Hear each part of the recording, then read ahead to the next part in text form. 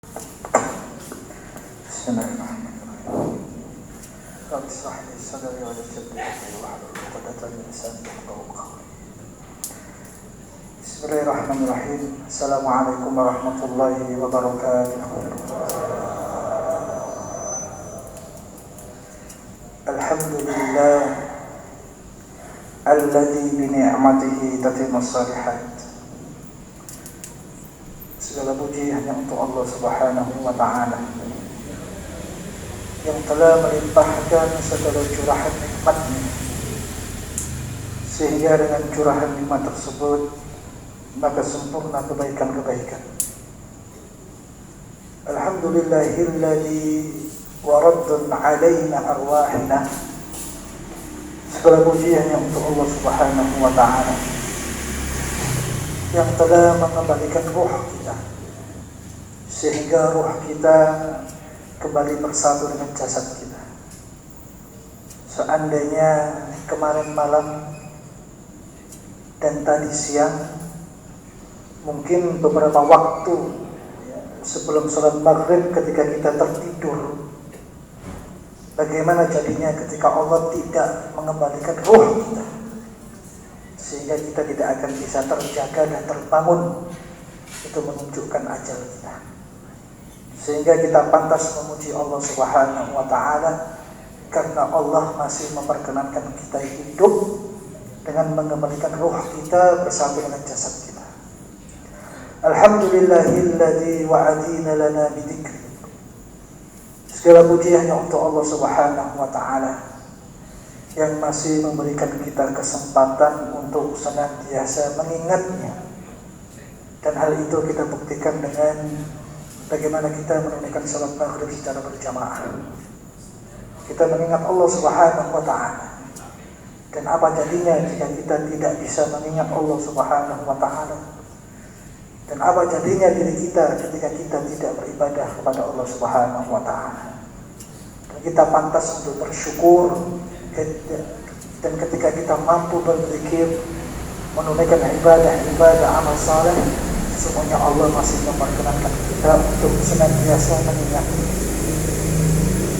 Allahumma salli wa sallim wa zid wa barik wa an'im ala nabiyyina wa rasulina Muhammad sallallahu alaihi wasallam wa ala alihi wa ashabihi wa man tabi'ahum bi ihsan ila yaumiddin.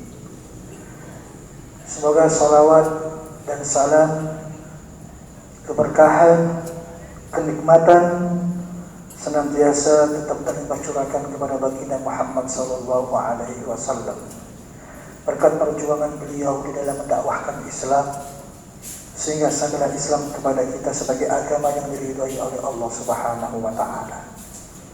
Manusia yang pernah menginjakkan kakinya di bumi Allah Subhanahu wa ta'ala, manusia yang paling mulia, ghufira lahu ma taqaddama min dhanbihi, manusia yang dosanya yang telah lalu maupun yang akan datang telah diampuni oleh Allah Subhanahu wa ta'ala, manusia yang telah mendapatkan jaminan kebaikan dari Allah Subhanahu wa ta'ala, manusia yang telah mendapatkan jaminan masuk surga oleh Allah Subhanahu wa ta'ala.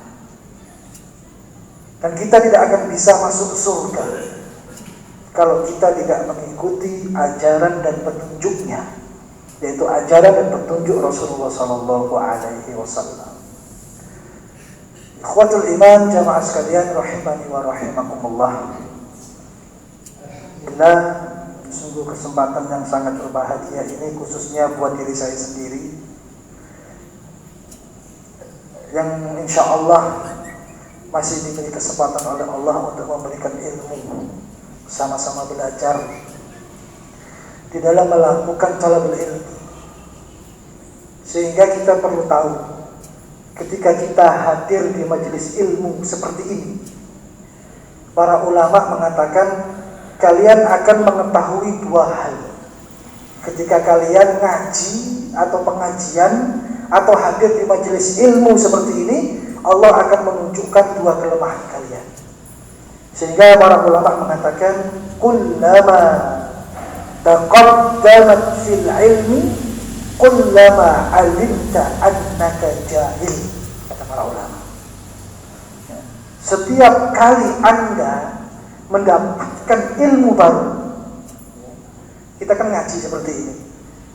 Ngaji seperti ini itu akan mendapatkan hikmah ilmu baru.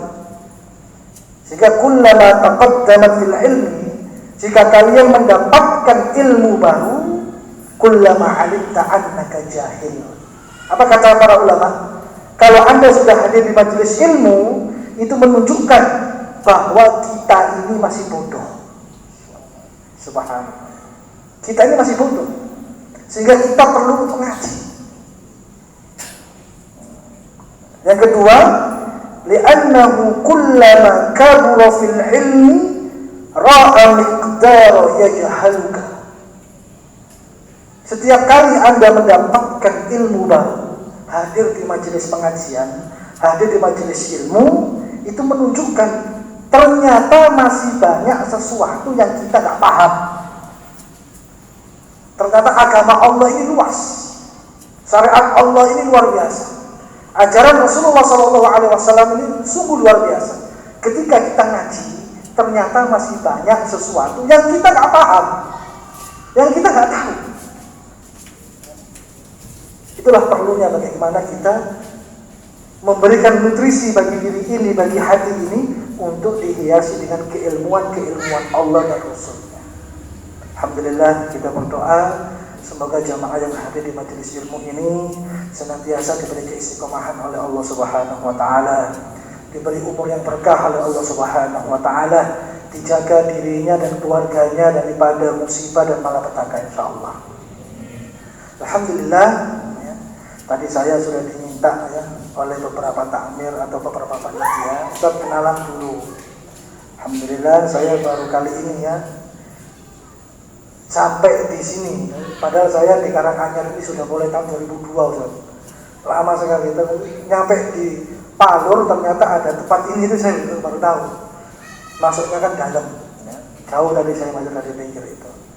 Saya aslinya dari Malang, Jawa Timur. Dari Malang, Jawa Timur.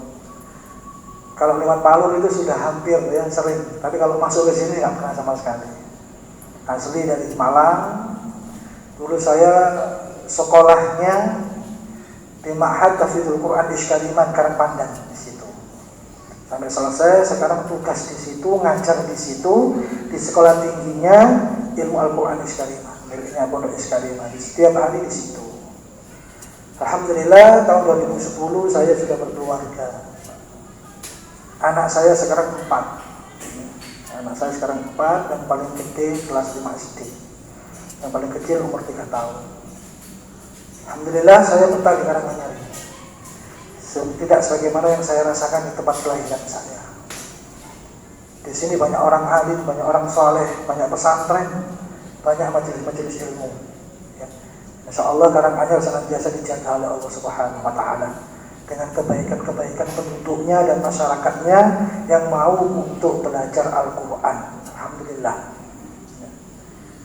Setiap hari saya di Karangpandan ya, di pondok tersebut ya.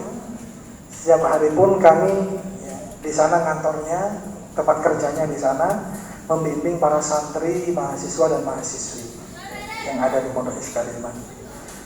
Juga kegiatan di luar, sering isi kajian-kajian taklim ya.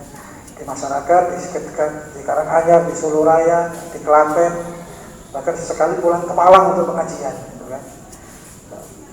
Mungkin itu saja sedikit yang saya kenalkan tentang diri saya. Alhamdulillah, nama saya Ahmad. Umur saya Ahmad Diyah Saputra. Bayangkan Pak, saya satu-satunya Ahmad Diyah yang dibubarkan Pak. Masih ada. Ustaz, kenapa namanya Ahmad Diyah? Ya, itu pemberian orang tua saya. Karena saya memang keluarga besar Muhammadiyah. Alhamdulillah, insya Allah nama itu doa. Bismillah, nama seperti itu. Alhamdulillah, ikhwatul iman rahimani wa rahimakumullah.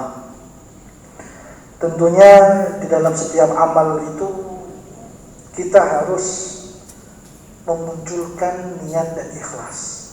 Apapun amal yang kita lakukan harus ada keikhlasan lillahi ta'ala, juga ada niat melaksanakan, mengamalkan karena Allah Subhanahu wa ta'ala. Ini materi yang akan saya sampaikan 1 jam ke depan. Rasulullah Shallallahu Alaihi Wasallam wa ala alihi wasallam, kita sepakat manusia yang paling mulia, tidak ada manusia yang lebih yang melebihi kemuliaannya melebihi Rasulullah Shallallahu Alaihi Wasallam. Sebagaimana di depan tadi saya sampaikan, itulah profil Rasulullah. Tapi ada satu kekhususan yang diberikan oleh Allah kepada Rasulullah, tapi tidak diberikan kepada hambanya yang lain. Rasulullah itu punya satu kelebihan yang luar biasa, yaitu jawami'ul kalim, antakuna lafduhu qalilan wa ma'nahu jazilan. Ini kelebihan Rasulullah yang tidak dimiliki oleh umatnya. Rasulullah itu kalau dia bicara, antakuna lafduhu qalilan, Rasulullah itu kalau bicara singkat, padat. Wa maknahu jazilan, tapi maknanya luas sekali. Itu Rasulullah. Makanya Allah Subhanahu wa taala mengatakan dalam Al-Qur'an, "Wa ma yantiqu 'anil hawa in huwa illa wahyun yuha." Tidaklah yang dikatakan Rasulullah itu semata-mata menurut hawa nafsunya, tidak. Itu adalah wahyu dari Allah. Apapun yang keluar dari mulut Rasulullah itu adalah wahyu. Sehingga teratur, sehingga tertib Rasulullah di dalam berbicara. Lafaznya pendek, tapi maknanya dalam. Itulah kelebihan Rasulullah SAW. Misalnya tentang hadis innamal a'malu binniyat wa innama likulli imri'in ma nawa, dan seterusnya. Ini hadis tentang masalah niat. Innamal a'malu binniyat, sesungguhnya amal itu harus ada niatnya. Apapun amal yang Anda lakukan harus ada niatnya. Gak boleh amal gak ada niat, itu gak boleh. Wong kita cari dunia saja ada niatnya, apalagi cari akhirat, harus lebih ada niatnya. Rasulullah mengatakan innamal a'malu binniyat wa innama likulli imri'in ma nawa. Singkat sekali. Tapi berapa banyak kitab para ulama menjelaskan, menerangkan di mana mereka menulis tentang hadis innamal a'malu binniyat. Makanya kata Imam Syafi'i mengatakan hadis innamal a'malu binniyat ini masuk di dalam 70 bab. Bayangkan. Artinya apa? Di dalam setiap bab, di dalam setiap kajian itu mesti ada hadis innamal a'malu binniyat. Kata Imam Syafi'i, hadis ini itu sebenarnya cukup ya, memenuhi kebutuhan umat Rasulullah SAW. Bahkan Imam Syafi'i mengatakan hadis ini masuk di dalam 70 bab. Misalnya hadis tentang rukun Islam. Ada tahu rukun Islam? Bagaimana hadis Rasulullah SAW? Ini bukti Rasulullah itu kalau ngomong singkat, mudah dipahami, karena memang itu wahyu dari Allah Subhanahu wa taala. Ketika datang Jibril alaihissalam bertanya pada baginda Muhammad sallallahu alaihi wasallam, "Ya Rasulullah, ma huwal Islam?" Jibril tanya sama Rasulullah, "Ya Rasulullah, Islam itu apa?" Al-Islam an tashhada an la ilaha illallah wa anna Muhammadar Rasulullah wa iqamas shalah wa ita'az zakah wa shauma ramadan wal hajj ila al-baiti man istata'a ilaihi sabila. Singkat saja. Orang bertele-tele lah. Tidak panjang lebar. Islam itu apa? Islam itu syahadat, sholat, puasa, zakat, haji, itu sudah selesai. Tapi berapa banyak kitab yang ditulis oleh para ulama yang hanya menjelaskan tentang sholat. Itu berbuku-buku berjilid-jilid. Hanya menjelaskan tentang bagaimana sifat sholat Nabi. Banyak kitab tentang sholat itu banyak sekali. Bahkan Rasulullah cuma mengatakan wa iqamas sholat, tegakkan sholat. Tapi kita harus mengikuti bagaimana cara Rasulullah sholat. Itulah yang dikarang oleh para ulama. Rasulullah hanya mengatakan wa ita'az zakat. Rukun Islam itu salah satunya adalah membayar zakat. Tapi berapa banyak kitab yang ditulis oleh para ulama hanya menjelaskan tentang masalah zakat. Kapan Anda harus bayar zakat? Kapan Anda harus menunaikan zakat? Kapan harta harus dizakati? Siapa yang berhak menerima zakat? Tapi Rasulullah cuma ngomong bayar zakat. Wa shauma Ramadan. Rukun Islam salah satunya juga puasa Ramadan. Tapi berapa banyak kitab buku yang ditulis menjelaskan tentang puasa Ramadan? Banyak sekali. Inilah kehebatan Rasulullah Sallallahu Alaihi Wasallam. Tapi sebelum saya teruskan, hadis innamal a'malu binniyat. Dengan mana belajar hadis inilah. Hadis innamal a'malu binniyat ini adalah hadis yang satu-satunya hadis yang dibawa oleh satu sahabat. Siapa? Amirul Mukminin Abi Hafsin Umar bin Khattab. Satu-satunya hadis insya Allah yang dibawa oleh satu sahabat hanya hadis ini, yaitu dibawa oleh Umar bin Khattab. Siapa Umar bin Khattab? Mari kita kenalan dengan Umar bin Khattab yang membawa hadis innamal a'malu binniyat. Subhanallah. Umar ini masuk Islamnya tidak lebih dulu daripada Abu Bakar, Utsman, Ali, Sa'ad bin Abi Waqqas, Abdurrahman bin Auf, tidak. Umar ini masuk Islam sekitar tahun 5 atau 6 Hijriah. Jadi masuk Islamnya itu lambat. Ternyata ada sahabat yang lebih dulu masuk Islam sebelum Umar bin Khattab masuk Islam. Kalau dihitung angka matematika, amal kebaikannya Umar ini tidak lebih banyak daripada sahabat yang lebih dulu masuk Islam, pasti. Pasti wis. Umar masuk Islam sekitar 5 atau 6 Hijriah. Tapi Allah memberikan kemuliaan kepada Umar bin Khattab. Ketika Umar bin Khattab masuk Islam, para sahabat itu senang. Dan mereka mengatakan ketika Umar masuk Islam, disitulah, saat itulah tegaknya izzatul Islam wal muslimin. Tegaknya kemuliaan Islam dan kemuliaan kaum muslimin. Saat itu umat Islam merasa dapat dekengan gitu loh. Dengan pengaruhnya Umar bin Khattab dapat kemuliaan. Artinya apa, Bu? Kita ini tidak usah bersedih sekalipun belajar Islamnya terlambat. Jangan merasa kecil hati ketika kita paham Islam baru kemarin sore. Jangan merasa minder dengan orang lain yang lebih dulu ngerti Islam, yang lebih dulu paham agama Islam daripada kita. Tidak. Anda boleh tertinggal belajar Islam dengan orang lain, tapi jangan tertinggal semangatnya. Nah itu. Umar ini masuk Islam itu terakhir, tidak lebih dulu, bukan terakhir. Ada sahabat yang lebih dulu masuk Islam, tapi Umar punya semangat sehingga melampaui sahabat-sahabat yang lain ketika Allah berikan kemuliaan. Bahkan Nabi Muhammad mengatakan, seandainya ada nabi setelah aku, itu adalah Umar bin Khattab. Sayangnya tidak ada nabi setelah aku, kata Nabi Muhammad. Kalau ada nabi setelah aku, dia adalah Umar bin Khattab. Saking mulianya Umar, bahkan menjadi orang kedua yang dicintai Rasulullah setelah Abu Bakar.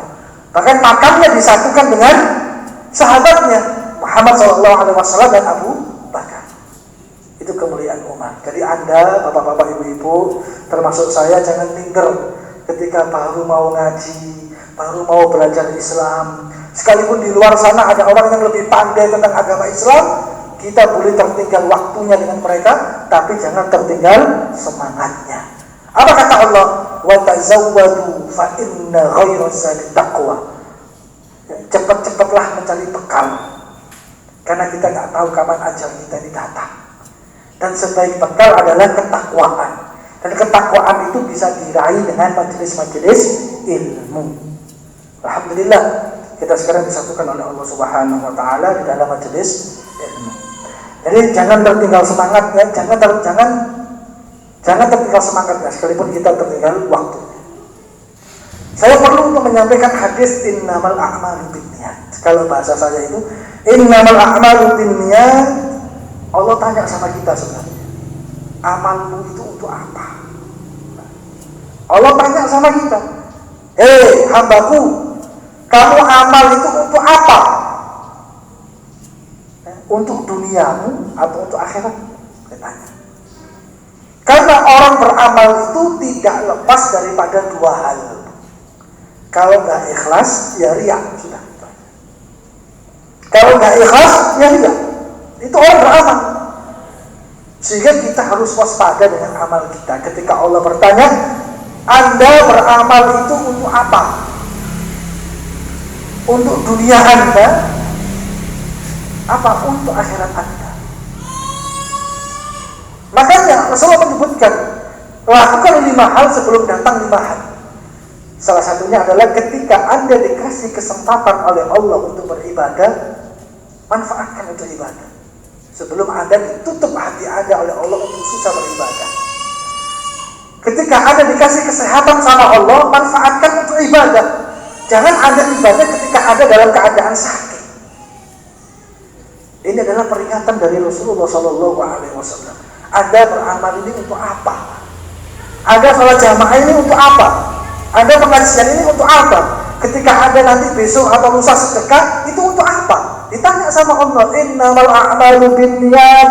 Sesungguhnya amal itu tergantung dengan niatnya. Ketika kita beramal, amal kita itu untuk apa? Makanya amal itu harus ada niatnya. Dan Rasulullah mengatakan, niat itu menentukan seseorang beramal untuk apa. Makanya niat itu bisa mengecilkan amal besar hanya karena salah niat. Dan niat itu bisa membesarkan amal yang kecil karena niatnya benar. Subhanallah. Dan niat ini masalah hati, tidak ada yang tahu. Niat ini masalah hati, tidak ada yang tahu. Makanya perlu bagi kita setiap hari untuk istighfar kepada Allah Subhanahu wa taala. Semoga Allah mau untuk memperbaiki niat hati kita dalam ibadah. Kalimat selanjutnya, wa innama likulli imri'in ma nawa. Allah mengatakan, untuk siapa amalmu? Untuk manusia, untuk makhluk, atau untuk aku? Kata Allah Subhanahu wa taala. Anda beramal itu untuk siapa? Untuk manusia, hanya karena ingin dipuji manusia, dilihat manusia, didengar manusia. Na'udzubillahi min dzalik. Wa innama likulli imri'in ma nawa. Allah itu akan membalas amal seseorang tergantung dengan niatnya. Subhanallah. Kalau Anda beramal niat dunia, kasih dunia sama Allah. Allah itu adil. Kalau orang beramal hanya ingin mencari dunia, dikasih dunianya sama Allah. Kalau orang beramal untuk akhirat, dikasih oleh Allah akhiratnya, kebaikan-kebaikan akhiratnya. Makanya wa innama likulli imri'in ma nawa. Allah tanya sama kita, Anda beramal itu untuk siapa? Karena tabiat manusia itu kalau beramal ingin dipuji. Itu tabiat kita semuanya. Dia ingin beramal, tapi amalnya ingin dilihat manusia. Dia beramal, tapi amalnya ingin didengar manusia. Dia beramal karena mengharapkan pandangan manusia dan mengharapkan pujian manusia. Makanya beberapa ulama mengatakan bahaya daripada riya itu seperti bagaikan semut hitam yang berjalan di batu hitam di malam gelap gulita. Orang itu Pak, riya itu samar sekali. Tapi manusia sering melakukan. Wa innama likulli imri'in ma nawa. Allah tanya sekali lagi, Anda beramal itu untuk siapa? Untuk Allah atau untuk manusia? Makanya kita perlu untuk memperbaiki niat-niat kita dalam beramal. Jangan sampai kita terjatuh kepada kesalahan. Jemaah sekalian rahimani wa rahimakumullah. Kita paham bagaimana cara niat yang benar dalam ibadah. Kita paham, kita dalam beramal harus menghadirkan keikhlasan. Makanya setiap hari kita ini perlu ilmu. Setiap hari kita ini perlu ilmu. Datangi majelis-majelis pengajian. Sehingga Rasulullah mengatakan, idza mara'tum birriyadil jannah fantahu. Jika kalian melewati taman-taman surga, maka minumlah sepuasnya, kata Rasulullah. Sehingga sahabat mengatakan, ya Rasulullah, ma riyadul jannah. Ya Rasulullah, taman surga dunia itu apa? Riyadul jannah itu nanti di surga yang sesungguhnya. Tapi Rasulullah mengatakan, di surga juga, di dunia juga ada taman surga. Sehingga Rasul mengatakan, taman surga dunia itu adalah halikul dzikri, yaitu majelis-majelis ilmu. Mumpung masih ada kesempatan, manfaatkan sisa kehidupan kita ini untuk belajar Islam kapanpun dan dimanapun. Selama itu kebaikan, luangkan waktu kita. Kadang-kadang manusia ini kalau ngaji itu di waktu-waktu sisa kadang-kadang.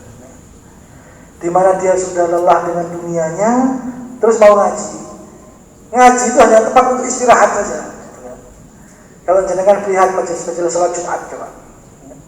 Majelis salat Jumat adalah majelis paling enak buat istirahat. Di mana ketika imam naik mimbar dengan mengatakan innal hamdalillah nahmaduhu wa nasta'inuhu wa nastaghfiruh dan seterusnya, jamaah itu pada doa mau tidur semua, bismikallahumma ahya wa bismika amut. Bahkan khotbah selesai sama orang tangi, Pak. Bahkan imam sudah mau takbir untuk salat Jumat, iku sing ngomong itu ada, Pak.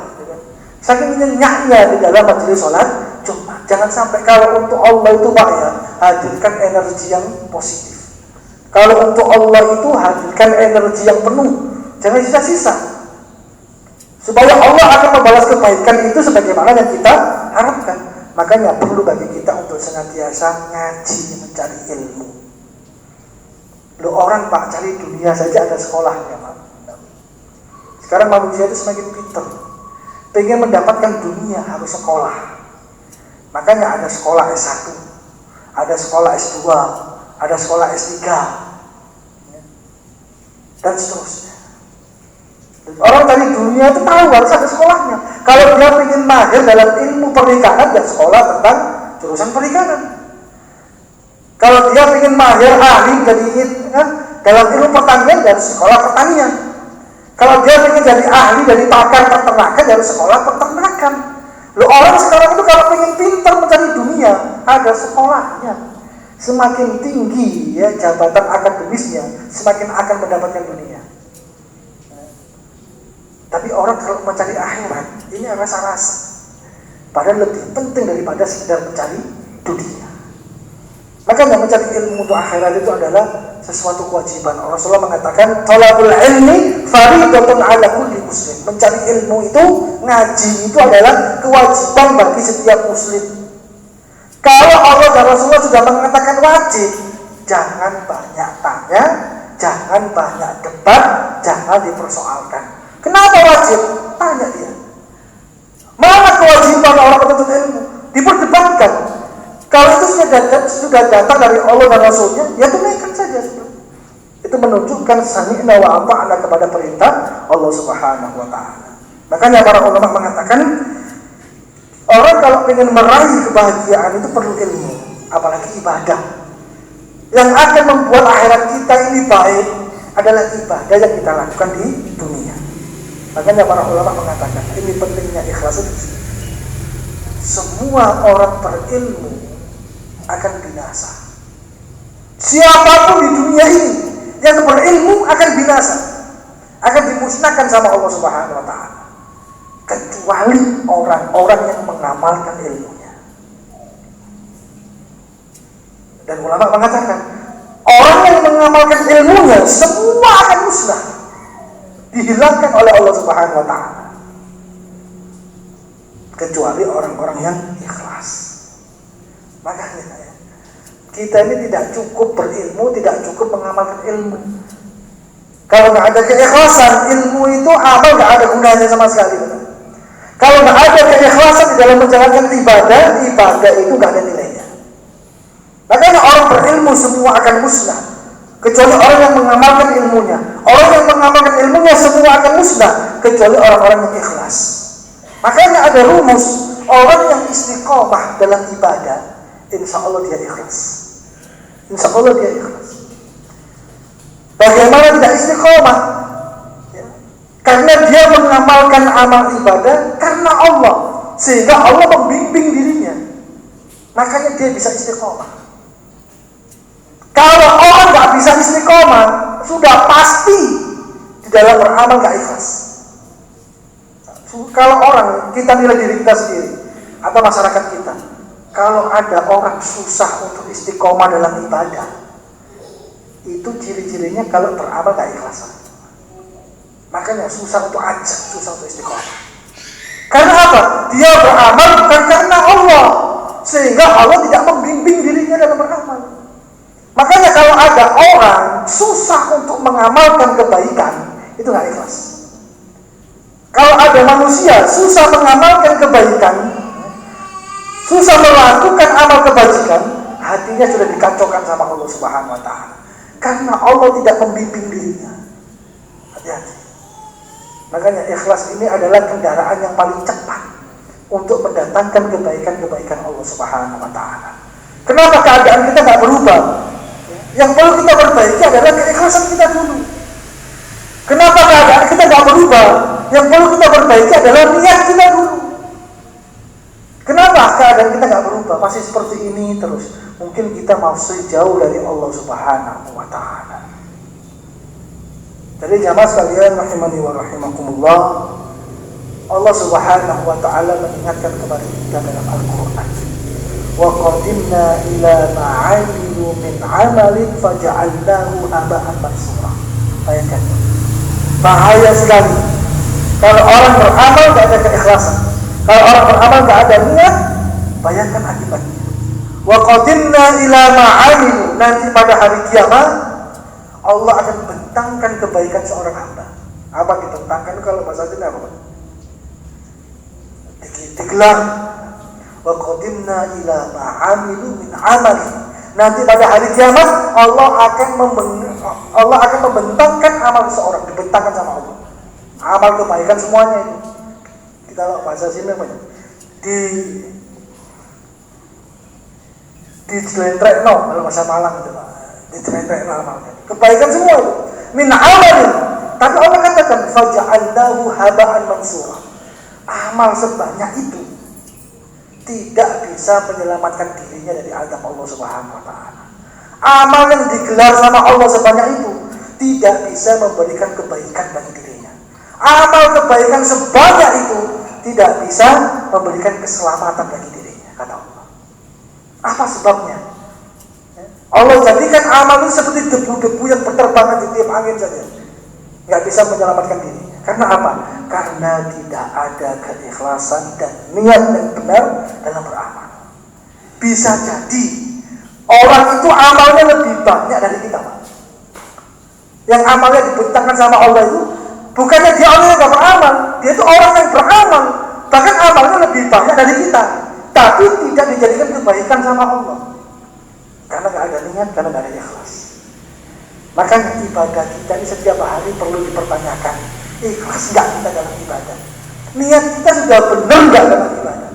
Kalau masih belum benar, minta petunjuk, hidayah, taufik kepada Allah Subhanahu wa taala, sehingga Allah bisa memperbaiki keadaan kita. Jamaah sekalian rahimani wa rahimakumullah. Saya sampaikan satu hadis Rasulullah sallallahu alaihi wasallam. Hadis ini luar biasa peringatannya. Saya tanya sama jamaah, siapa sahabat yang paling banyak meriwayatkan hadis Rasulullah? Siapa? Abu Hurairah. Abu Hurairah itu adalah sahabat yang paling banyak meriwayatkan hadis dari Rasulullah. Langsung dengar perkataan Rasulullah sallallahu alaihi wasallam. Dalam hadis ini disebutkan, ketika Rasulullah menyampaikan hadis ini, Abu Hurairah itu pingsan 3 kali, Pak. Gak kuat dengar ancaman Allah dan Rasulnya. Abu Hurairah itu kan begitu banyak membawa hadis Rasulullah, gak pernah pingsan. Tapi ketika mendengar hadis ini, Abu Hurairah itu pingsan 3 kali. Sangat takut dirinya. Pingsan bangun lagi. Ya. Dengar lagi pingsan bangun lagi. Dengar lagi pingsan bangun lagi. Sangat takutnya apa yang disampaikan Rasulullah Sallallahu Alaihi Wasallam. Apa isi hadis ini? Rasulullah menyebutkan ada 3 golongan yang akan menjadi koreknya api neraka, kata Rasulullah. Ada 3 golongan manusia yang akan menjadi koreknya api neraka. Selamatkan diri kita dari golongan 3 ini. Yang pertama, nanti pada yaumul hisab, walamma qudiyal amru, ketika amal kebaikan seseorang ditimbang sama Allah, faman ya'mal misqala dzarratin khairan yarah wa man ya'mal misqala dzarratin sharran yarah.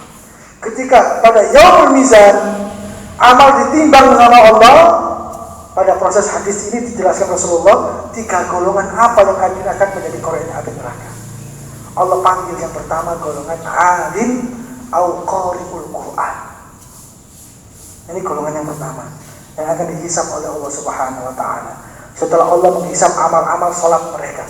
Karena nanti tidak ada amalan yang pertama kali dihisab oleh Allah melebihi pertama kali amal salat. Golongan yang pertama adalah alim au qari'ul Quran. Dipanggil sama Allah, ya ibadi ta'al, wahai hambaku kesini. Allah tanya kepada dia, mada alimta biha. Orang alim ditanya, orang berilmu ditanya sama Allah, orang alim, mada amilta biha. Apa yang engkau ketahui dan engkau amalkan dengan ilmu? Tanya sama Allah. Orang ini menjawab, ya Allah, aku setiap hari mengajarkan kepada manusia ilmu-ilmu kebaikan yang telah Engkau turunkan. Ya Allah, aku setiap hari mengajarkan taklim kepada manusia supaya manusia kembali menyembah Engkau, ya Allah. Ya Allah, aku belajar siang malam untuk mengajak manusia kembali kepada Engkau, ya Allah, karena ilmu-Mu, ya Allah. Apa kata Allah? Kadzabta, wahai hambaku, kamu dusta. Kamu bohong, kata Allah. Engkau melakukan itu semua karena engkau ingin dipanggil alim. Engkau melakukan itu semua karena engkau ingin dipuji oleh manusia tentang kealimanmu, tentang ilmu. Engkau mengajarkan manusia kebaikan dengan ilmu yang engkau dapatkan hanya karena engkau ingin disanjung manusia bahwa engkau adalah orang yang paling paham. Kata Allah, kadzabta, engkau dusta. Niatnya baik, Bu, mengajarkan ilmu agama, tapi ketika niatnya salah, Allah murka kepada dia. Isi pengajian, isi ceramah supaya dipandang manusia orang alim, orang pintar, orang yang cakap dalam bicara, orang yang paling pandai menyampaikan Islam. Tapi nanti pada hari kiamat Allah akan hisab dia. Allah katakan, kadzabta, engkau dusta. Allah panggil malaikat, Allah campakkan dalam neraka. Yang kedua adalah qari'ul Quran, orang yang menghafal Al-Quran, yang akan dihisab oleh Allah Subhanahu wa taala. Nanti pada hari kiamat Allah panggil, ya ibadi ya fulan ta'al, wahai hambaku sini. Maka alimta biha, apa yang kau amalkan dengan Quranmu? Kata Allah tanya kepada orang ini. Orang ini menjawab, ya Allah, setiap hari aku ngaji, ya Allah, setiap hari aku belajar Al-Quran, ya Allah, setiap hari aku mengajarkan Quran pada manusia, ya Allah. Setiap hari aku memperbaiki bacaan masyarakat supaya masyarakat paham kepada kalammu, kepada Quranmu, ya Allah. Apa kata Allah? Kadzabta, kamu dusta. Kamu menghafal Al-Quran supaya kamu dikatakan hafid. Kamu menghafal Al-Quran supaya kamu dikatakan fasik. Kamu menghafal Al-Quran, mengajarkan Al-Quran supaya kamu dikatakan qari'ul Quran atau hafidul Quran. Kau dusta. Engkau menghafal Quran hanya ingin dipuji manusia. Allah murka, Allah campakkan ke neraka. Subhanallah. Amal yang kedua adalah jihad fi sabilillah. Gak ada amalan yang lebih tinggi melebihi kemuliaan jihad fi sabilillah. Tapi Allah nanti pada hari kiamat akan memanggil golongan yang kedua ini. Ya ibadi ta'ala, hambaku kesini. Mada alimta biha, apa yang telah kau lakukan dalam jihadmu? Orang ini menjawab, ya Allah, aku berjuang di jalanmu, ya Allah. Aku membela syariatmu, ya Allah. Aku meninggikan kalimatmu, ya Allah. Aku berjuang, ya Allah, memberikan nyawaku di jalanmu, ya Allah. Apa kata Allah? Kadzabta, kau dusta. Engkau berjihad karena pengen engkau dikatakan pahlawan. Engkau berjihad karena engkau pengen dikatakan pemberani. Engkau dusta. Allah marah. Allah campakkan dalam neraka. Golongan yang ketiga dipanggil sama Allah. Dari sekian banyak hambanya, ya fulan ya ibadi ta'ala, hambaku kesini. Maka alimta biha. Siapa dia? Ahlus shadaqah, orang yang suka sedekah, para dermawan. Ditanya sama Allah, mada amil tabiha, apa yang telah kau lakukan dengan hartamu? Ya Allah, setiap minggu sekali aku nyantuni anak yatim, ya Allah. Setiap aku punya harta lebih, aku santunkan kepada orang yang membutuhkan, ya Allah. Setiap sebulan sekali saya melakukan zakat, ya Allah. Misalnya, melakukan ini, ya Allah, yang tidak. Hartaku habis di jalanmu ya Allah, aku infakkan di jalanmu ya Allah. Apa kata Allah? Kadzabta, kau dusta. Engkau mengamalkan ilmu itu supaya engkau dikatakan dermawan. Engkau lakukan itu supaya engkau dikatakan kaya. Engkau lakukan itu supaya engkau dipandang kaya oleh masyarakatmu, oleh tetanggamu, oleh kerabatmu. Karena engkau berinfak, bersedekah bukan karena aku. Allah murka, Allah campakkan dalam neraka. Makanya kalau amal yang gede gak ada niatnya, jadi kecil di sisi Allah Subhanahu wa Ta'ala. Sekalipun yang kita melakukan amal kecil, remeh, tapi kalau niatnya benar, ikhlas karena Allah, itu jadi amalan yang besar. Makanya tingkatan iman yang paling rendah itu apa? Menyingkirkan duri di tengah jalan. Kalau ada jalan, ada duri, ada paku, ada singkirkan dengan niat, ya, Bismillah supaya saya singkirkan paku ini, supaya tidak ada orang yang celaka dengan barang ini. Amalnya kecil, remeh, hanya menyingkirkan batu atau paku atau sesuatu yang mengganggu pengguna jalan, sehingga kita singkirkan supaya pengguna jalan itu selamat. Jadi dia amalan yang besar di sisi Allah Subhanahu wa Ta'ala. Ini contoh-contoh, ini bukan amalan remeh. Ahli menghafal Al-Quran, orang yang berjihad di jalan Allah, para dermawan, ini amalan-amalan besar. Tapi amalan mereka kecil di sisi Allah karena niatnya salah. Makanya mulai sekarang hadirkan niat lillahi ta'ala. Setiap kita beramal, hadirkan keikhlasan. Sekarang ada pertanyaan, kenapa kita susah istiqomah dalam ibadah? Karena kita gak ikhlas dalam ibadah, sehingga kita gak bisa istiqomah. Orang yang istiqomah sudah pasti dia ikhlas, karena dia beramal karena Allah, sehingga Allah membimbing dirinya dalam beramal, sehingga dia bisa istiqomah. Kalau kita gak bisa istiqomah, perbaiki niat kita. Kalau kita nggak bisa istiqomah, mungkin kita beramal bukan karena Allah Subhanahu wa Ta'ala. Itulah yang menjadi beban kita, yang menjadi penghalang kita, dan kita tidak bisa melakukan ibadah dengan baik dan istiqomah kepada Allah Subhanahu wa Ta'ala. Marilah, mumpung masih ada kesempatan, mumpung masih ada waktu, perbaharui niat kita.